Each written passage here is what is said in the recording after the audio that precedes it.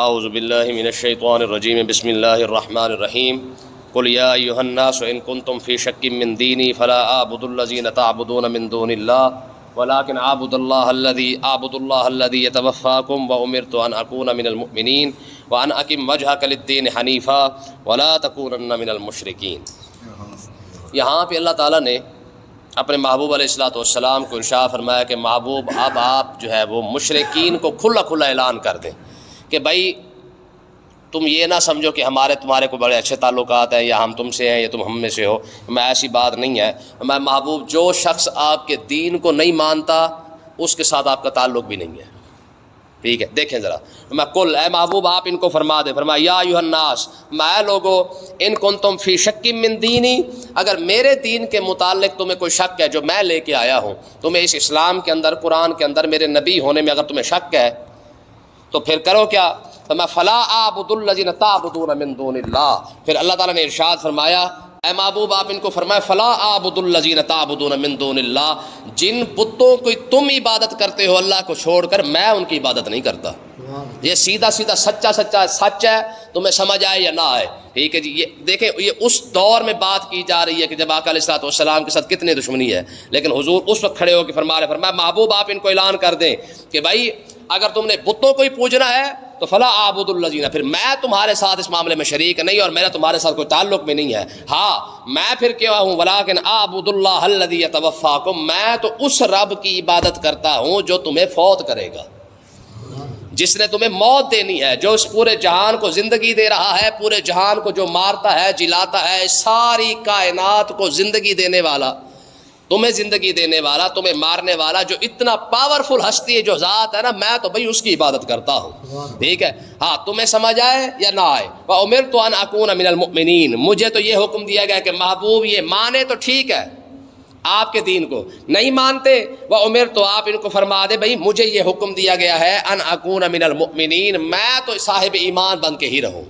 ٹھیک ہے؟ مجھے حکم یہی ہے کہ میں ایمان کے ساتھ ہی رہوں، تم نے ماننا ہے تو اپنا فائدہ کرنا ہے، نہیں ماننا تو لگے پھرو پھر، ٹھیک ہے؟ اور اگلی بات فرمایا وَأَنْ أَقِمْ وَجْهَكَ لِلدِّينِ حَنِيفًا، اے محبوب آپ اپنا چہرہ سچے دین کی طرف ہی رکھیں، ٹھیک ہے؟ آپ کو کسی کی بات پر توجہ کرنے کی ضرورت نہیں ہے، جو مرضی باتیں کرتے رہے، تانے دیتے رہے، آپ نے کام کیا کرنا ہے؟ جو آپ کو اسلام دیا گیا ہے آپ اسی پر مضبوطی سے قائم رہیں، وَلَا تَكُونَنَّ مِنَ الْمُشْرِكِينَ۔ ایک روایت یہ کہ یہ حضور کو خطاب ہے، ایک روایت یہ عام بندے کو خطاب ہے۔ میں محبوب آپ ان کو فرمایا کہ مجھے یہ حکم دیا اللہ تعالیٰ نے کہ محبوب آپ سچے دین کی طرف رہیں، وَلَا تَكُونَنَّ مِنَ الْمُشْرِكِينَ، اور ان مشرکوں کے ساتھ کوئی تعلق بھی نہ رکھیں، ٹھیک ہے؟ سیدھی سی بات ہے، ہمارا تمہارے ساتھ کوئی تعلق ہے ہی نہیں، اگر تمہیں اسلام پسند نہیں تم اپنے کام کرتے رہو، ہم اپنے کام کر رہے ہیں، ٹھیک ہے جی؟ سیدھی سی بات ہے۔ اور اگلی اب عام بندے کو، پہلے اپنے محبوب سے اللہ تعالیٰ نے خطاب کیا، اب عام بندہ جو بھی قیامت تک آئے گا یہ اس کو اللہ تعالیٰ نے خطاب کیا ہے، میں وَلَا تَدْعُ مِن دُونِ اللَّهِ مَا لَا يَنْفَعُكَ وَلَا يَضُرُّكَ، میں اللہ کو چھوڑ کے تم جس کی تم عبادت کرتے ہو، مَا لَا يَنْفَعُكَ وَلَا يَضُرُّكَ، نہ تمہیں وہ نفع دے سکتے ہیں نہ نقصان دے سکتے ہیں، ٹھیک ہے جی؟ جس کی تم عبادت کر رہے ہو، یہ یہودی ہے، سکھ ہے، ہندو ہے، عیسائی ہے، ان کو خطاب ہو رہا ہے، فرمایا کہ رب کو چھوڑ کر جن کے پیچھے تم چلے ہوئے ہو نا، نہ تمہیں یہ نفع دے سکتے ہیں یا نہ تمہیں نقصان دے سکتے ہیں، اور اگر پھر بھی تم ان کی جان نہیں چھوڑتے، ان پتھروں کے پیچھے چلے ہوئے ہو، فَإِنْ فَعَلْتَ، اگر تم انہی کے پیچھے چلو گے، فَإِنَّكَ إِذًا مِّنَ الظَّالِمِينَ، پھر تم اپنے آپ پر خود ظلم کر رہے ہو، کسی اور نے تمہارے اوپر ظلم نہیں کیا ہے۔ دیکھیں نا جی، اسلام سیدھا ہے، جو اسلام نے خدا کا ایک نظریہ پیش کیا ہے کہ خدا کی ذات کیا ہے جو اس ساری کائنات کو چلا رہی ہے، اگر اس کے علاوہ تمہارے پاس کوئی اور نظریہ ہے اس کائنات کو چلانے کا تو تم کوئی لے آؤ اس کی کوئی دلیل، لیکن مر بھی جائیں تو کوئی دلیل ان کے پاس۔ آج دیکھیں یہ لبرل اور سیکولر طبقہ ہے، ملحدین ہے، الحاد کس کو کہتے ہیں؟ جو خدا کو بھی نہیں مانتے، ٹھیک ہے جی؟ وہ کہتے ہیں یہ نظام خود بخود چل رہا ہے۔ مجھے آپ بتائیے یار نظام کیسے خود بخود چل سکتا ہے؟ ٹھیک ہے، اس کی کئی مثالیں موجود ہیں۔ کیا پانی خود بخود چل رہا ہے؟ دریا خود بخود چل رہے ہیں، سمندر خود بخود جو ہے اس سکون کے اندر کھڑا ہوا ہے؟ مجھے آپ بتائیں ایک حصہ تو خشکی ہے، 3 حصے پانی ہے، اور کون سی طاقت ہے جو پانی کو روک کے کھڑی، جو اس خشکی کو ڈبو نہیں رہی ہے؟ آپ جانتے 3 حصے پانی ہے، صرف ایک حصہ خشکی ہے۔ اگر دور نہ جائے تو آپ کراچی کو دیکھ لیں، ٹھیک ہے جی؟ اس کے متعلق وہ سیدھی بات ہے کہ کراچی کے سمندر کا جو پانی ہے وہ کراچی سے کم بھی 14-15 فٹ جو ہے اونچا ہے، 14-15 فٹ یا 16 فٹ یہ اونچا پانی ہے، کراچی نیچے ہے، ٹھیک ہے، پھر کس نے اس کو روکا ہوا ہے؟ کم سے کم اتنا تو انسان سوچے نا کہ یہ اتنی بڑی کائنات، اتنا بڑا نظام، ہماری جو گلیکسی ہے، جو جس کو ہم اپنا کہتے ہیں نا کہکشاں کہتے ہیں، اس کہکشاں کے اندر جس کے اندر ہم رہتے ہیں نا، اس کے بارے میں کہتے ہیں کہ اس کے اندر کم سے کم بھی 3 ارب سورج موجود ہے۔ یہ ہمارا سورج ہے نا، ہم تو اس کو دیکھ کے خوش ہو رہے ہوتے ہیں نا کہ یہ یار سورج ہے اور یہ ہمارے اوپر آ رہا ہے اور جا رہا ہے روز روز، ٹھیک ہے۔ یہ وہ کہتے ہیں کہ اس کہکشاں کے اندر جو ہماری کہکشاں ہے، اس کے اندر 3 ارب سورج موجود ہیں، یعنی 300 کروڑ سورج تو اسی گلیکسی کے اندر، اسی اپنا کہکشاں کے اندر چل رہے ہیں، اور کتنے خربوں کے لحاظ سے کہکشائیں موجود ہیں۔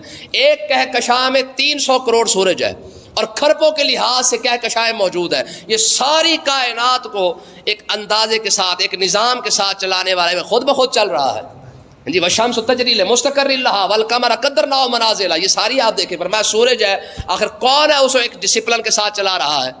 اپنے ٹائم سے اس نے نکلنا ہے، اپنے ٹائم پہ اس نے غروب ہونا ہے، رک نہیں سکتا ہے، سوال ہی پیدا نہیں تو کہ روک لے، ٹھیک ہے جی۔ چاند ہے، اس نے نکلنا ہے، جیسے پہلی ہوگی اس نے جناب عروج پہ جانا شروع ہو جائے گا، 14ویں کے 15ویں پہ جا کے پھر اس نے گھٹنا شروع ہو جانا ہے۔ یہ سارا نظام ایسے خود بخود تھوڑی چل رہا ہے۔ پھر آگے اللہ تعالیٰ نے ارشاد فرمایا وَإِن يَمْسَسْكَ اللَّهُ بِضُرٍّ فَلَا كَاشِفَ لَهُ، فرمایا عام لوگوں یہ بات سن لو، اگر اللہ تعالیٰ تمہیں تکلیف پہنچائے تو فَلَا كَاشِفَ لَهُ، پھر اسے دور کوئی نہیں کر سکتا ہے، ٹھیک ہے جی۔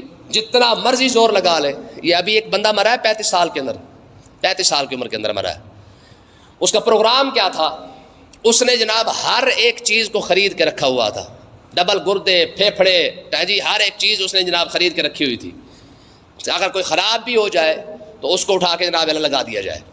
مائیکل جیکسن، ٹھیک ہے، یہ بھی مرا 35 سال کی عمر کے اندر، اور اس کا پروگرام کیا تھا؟ اس نے کہا تھا کہ میں نے کم سے کم 150 سال تو زندہ رہنا ہے، ٹھیک ہے، یہ اس کا پروگرام تھا، پیسہ تھا اس کے پاس، اس نے جناب ہر ایک چیز خرید کے رکھی ہوئی تھی، ہر ایک شاید جناب ڈاکٹروں نے اس کا معائنہ کرنا، اس نے سونا کیسے ہے، اس نے کھانا کیسے ہے، اس نے بیٹھنا کیسے ہے، اس نے آنا کیسے ہے، اس نے جانا کیسے ہے۔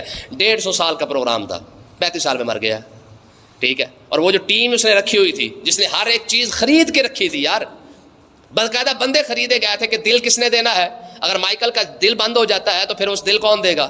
اس کو پیسے پہلے دے دیے گئے تھے کہ اگر مائیکل کا دل بند ہو گیا تو تم نے دینا ہے، جی۔ پھیپھڑے کس نے دینے ہیں، گردے کس نے دینے ہیں، ٹانگ کس نے دینی ہے، بازو کس نے دینا ہے، آنکھیں کس نے دینی ہے، کان کس نے دینا ہے، یہ سارا کچھ اس نے پہلے خرید کے رکھا ہوا تھا۔ کیوں؟ تاکہ اگر کوئی چیز خراب ہو جائے تو دستی اس کو بدل کے جناب پھر کام چلا دیا جائے۔ 150 سال کا پروگرام تھا، 35 سال میں مر گیا، ٹھیک ہے، اور ڈاکٹر کچھ بھی نہیں کر سکے ہیں۔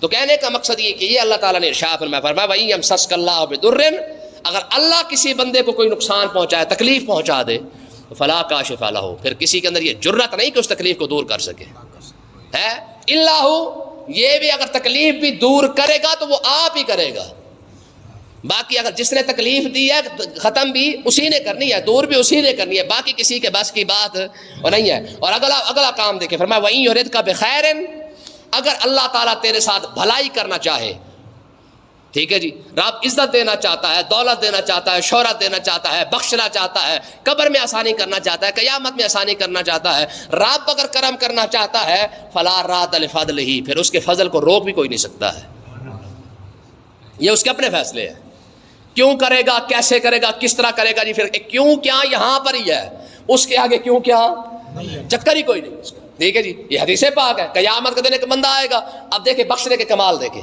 ایک بندہ آئے گا، اس سے کہے گا ہاں تو نے گناہ کیے، وہ کہے گا جی کیے، ٹھیک ہے جی، تو فلانا کیا، فلانا کیا، فلانا کیا، فلانا کیا، وہ عرض کرے گا ہاں پروردگار فلانا کیا، فلانا کیا، فلانا کیا، فرمایا جا بخش دیا تجھے، سبحان اللہ۔ اب اسے کون پوچھے کہ مالک کا ایک ایک گناہ تو بخشتا کوئی نہیں ہے، تو کرم فرمانے پہ تو سارے بخش دے۔ اب دیکھیں اسی قیامت کے منظر کے اندر دیکھیں، ایک شخص آئے گا جس کی ساری نیکیاں نیکیاں ہیں، اچھا ایک کم نیکی کم ہو جائے گی، فرمایا لے کے آ۔ ایک بندہ آ رہا ہے جس کے سارے گناہ معاف کر رہا ہے اور گنوا کے معاف کر رہا ہے، اعتراف کروا کے معاف کر رہا ہے، ایک نیکی کم ہو گئی ہے، اس سے بھی کہہ رہا جا لے کے آ، ڈھونڈ کے لا، دیتا ہے کوئی لے آ، اچھا ڈھونڈنے نکلے گا، چلو مل جائے گا، ایک بندہ ایسا ملے گا جس کے بعد نیکی ایک ہوگی، ٹھیک ہے، وہ کہے گا کدھر، کہ یار ایک نیکی کم ہوگی، رب فرما رہا لے آ، جہاں سے ملتے ہیں۔ دیکھیں نا بخشنے کے بہانے کیسے ہیں، اب پہلے اگر روایت کے الفاظ پڑھے نا تو فرمایا پہلے وہ اپنی ماں کے پاس جائے گا، باپ کے پاس، بھائی کے پاس، بہن کے پاس، بیٹی کے پاس، بیٹے کے پاس، سب کے پاس جائے گا، سب کی طرف سے نہ ہوگی، پھر ڈھونڈتا پھرے گا یار کوئی جو بندہ مل جائے کہ نیکی دے دے، وہ ایک مل بھی جائے گا، کہا کیا مسئلہ ہے، کہا نیکی یہ کم ہوگی، رب فرما رہا لے آ، کہا پھر ملی، کہا نہیں ملی، کہا ماں باپ سے پتہ کرتا، بڑے مہربان ہوتے ہیں نا، کہا اماں باپ کے پاس بھی گیا تھا، اس نے کہا چل بھی آج کام کر، اپنا کام کر، آج میں چھوڑ جاؤ بڑی بات ہے، تیرے کہتے نا کام کون تننے کی دے، ٹھیک ہے، تو پھر میں تجھے دیتا ہوں میاں تو لے جا، کہا یار تو اتنا بڑا سخی بندہ تو نیکی دے رہا ہے، ٹھیک ہے تو بغل نیک بندہ ہوگا، کہا میاں ایک ہی نیکی ہے میرے کھاتے میں، مجھے تو نہیں لگتا کہ میں بخشا جاؤں گا، ایک ہے چلو شاید تیرا کام بنتا تو ہی چلا لے کام، تیرا کام بنتا تو چلو بنا نا، اور ہم نے تو چلو جہاں جانا ہے وہ تو جانا ہی ہے، اب ایک نیکی کہاں قبول ہونی ہے، اب ویسے بے نیاز ہے، بے پرواہ ہے، اس نے ایک نیکی کہاں لینی ہے، چل تو لے جا، تیرا تو کام سیدھا ہوتا ہے نا، لے کے آئے گا تو پھر آپ ہی پوچھے گا، سارا کچھ دیکھ نہیں رہا،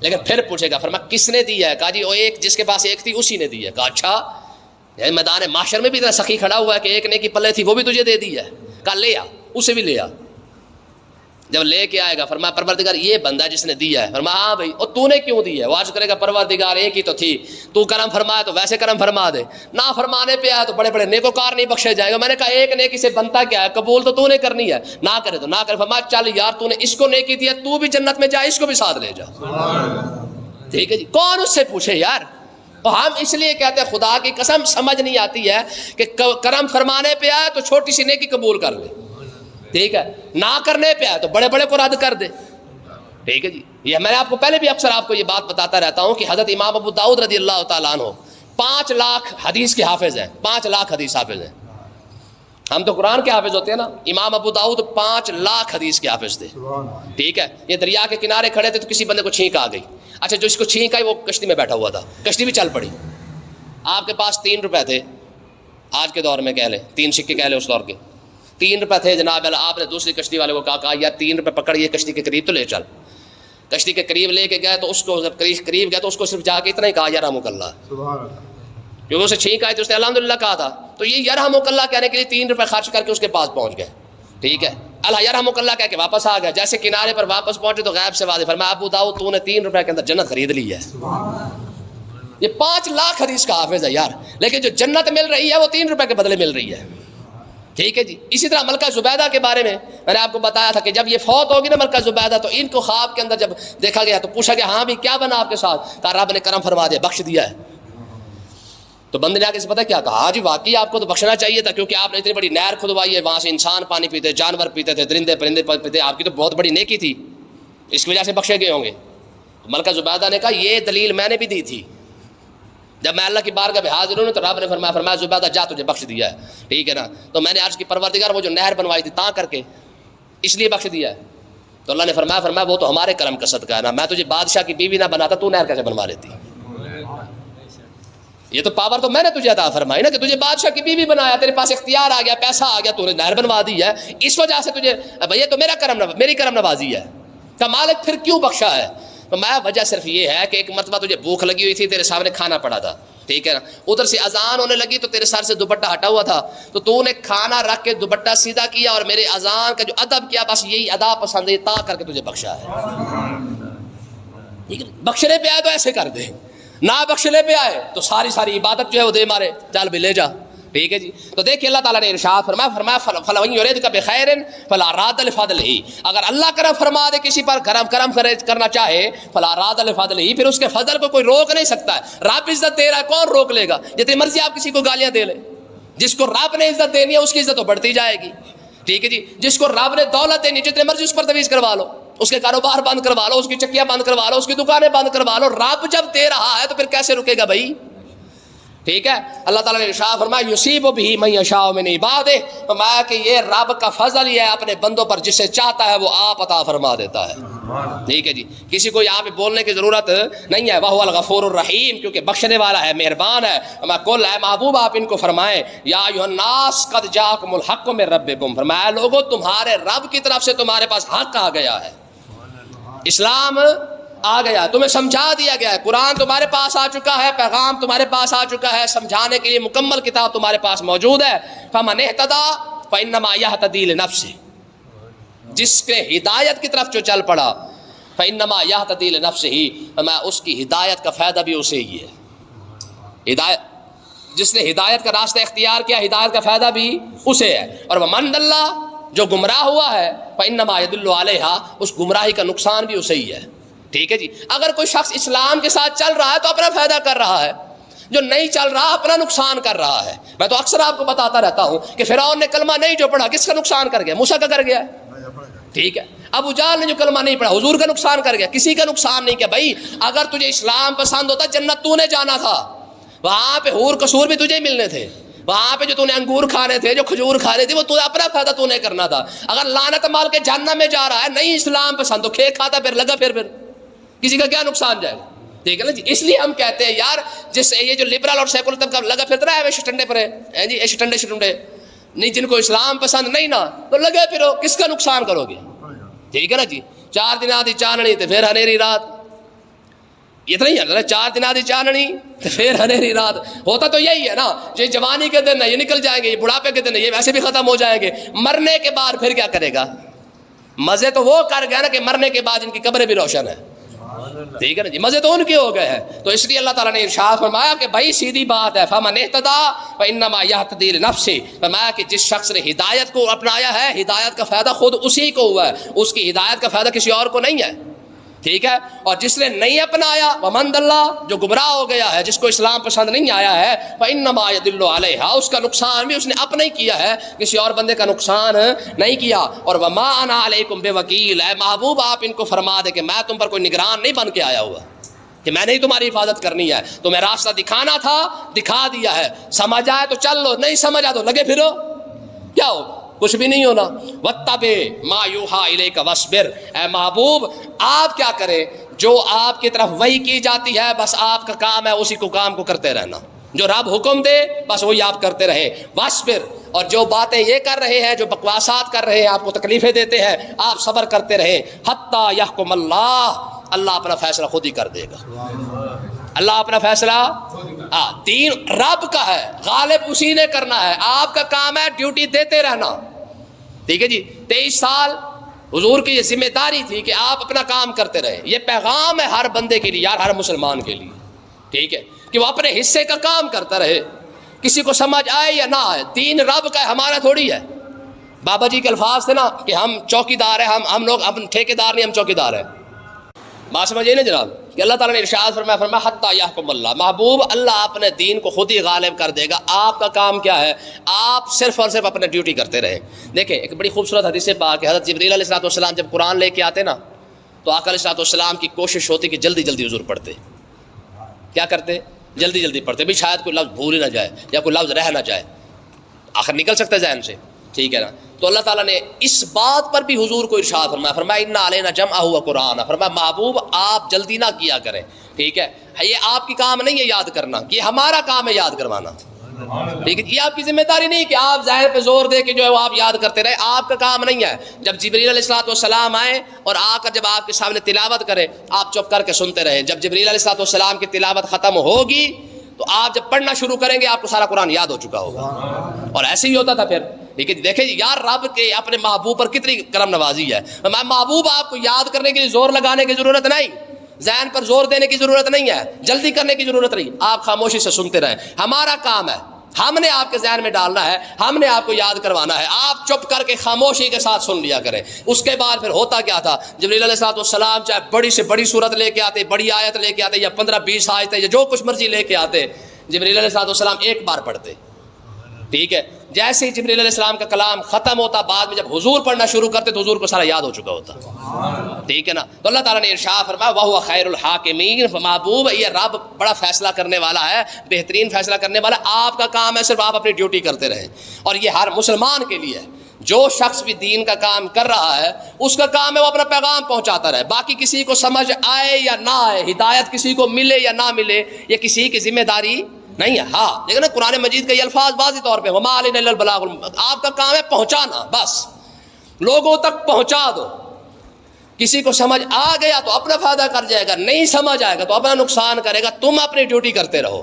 ٹھیک ہے جی. اور ہمارے یہاں ایک بڑا غلط سوال ہے، میں اس کا جواب بھی دے دوں. لوگ کہتے ہیں جی اگر خود نیک نہیں نا تو اس کو آگے نیکی کا حکم بھی نہیں دینا چاہیے. یہ غلط بات ہے. ٹھیک ہے. اگر بندہ خود گناہ گار بھی ہے تب بھی لوگوں کو نیکی کا حکم دیتے ہیں، اس کا ثواب ملتا رہے گا. ٹھیک ہے جی. لوگوں کا غلط تاثر ہے کہ جناب پہلے بندہ خود حاجی بڑھے پھر بعد میں جا کے لوگوں کو تبلیغ کرے، ایسی بات نہیں ہے. ہاں تبلیغ کرنے کا، نیکی دینے کا، لوگوں کو دین سمجھانے کا اپنا فائدہ ہے، اس کا اپنا ثواب ہے. اگر گناہ گار ہے تو اس کا اپنا گناہ ہے. باقی اگر کوئی یہ کہے کہ جناب پہلے خود نیک بنے پھر آگے لوگوں کو سمجھائے، اس لحاظ سے تو کوئی بھی نیک نہیں بن سکتا ہے سوائے انبیاء کے اور صحابہ کرام کے. پھر تو ہر بندے کے اندر کوئی نہ کوئی کمی بیشی ہے نا، پھر کیا کریں گے؟ تو جس طرح لوگ کہتے ہیں جی داڑھی نہیں رکھتا، پہلے جو داڑھی رکھ کر پھر گناہ چھوڑنے پڑنے، پھر ایڈا چنگا تو پھر کلمہ بھی پڑھ چھوڑ دینا، پھر جلے گناہ چھوڑی پھر کلمہ پڑھ لی، کیونکہ داڑھی سے پہلے تو کلمہ ہے نا.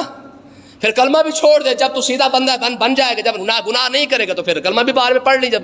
ٹھیک ہے نا جی. تو یہ غلط تاثر ہے کہ لوگ کہتے ہیں آپ پہلے خود نیک بنو پھر لوگوں کو سمجھاؤ، ایسی بات نہیں. لوگوں کو سمجھانے کا ثواب الگ ہے، اگر خود سے گناہ ہو جاتا ہے تو اس کا گناہ الگ ہے. ہو سکتا ہے اللہ تعالیٰ اس سمجھانے کی وجہ سے سارے گناہ معاف فرما دے.